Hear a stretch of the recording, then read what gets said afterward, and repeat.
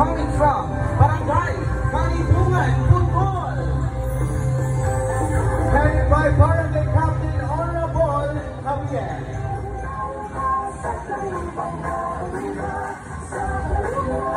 Lisay magpalupian na sa sila ang barangay officials likat sa Barangay Kalitungan, Lagos. Headed by Barangay Captain Honorable Mary Home Topon. Ayan na ang barangay officials likat sa Barangay Poblacion 3.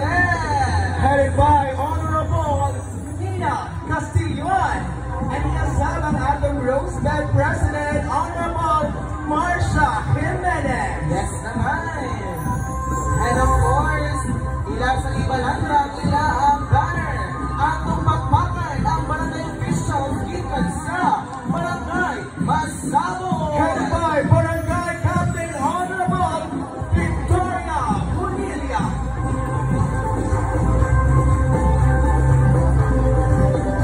At ngayon naman ang mga barangay officials gikan sa Barangay Lapasan. Headed by, of course, our ABC President, Idol Nasikap, Honorable Freddy Maliksi. And of course, ito naman, orange na orange, palakpakan po natin ang barangay officials gikan sa Barangay Natanaco. Of course, headed by Honorable Haman.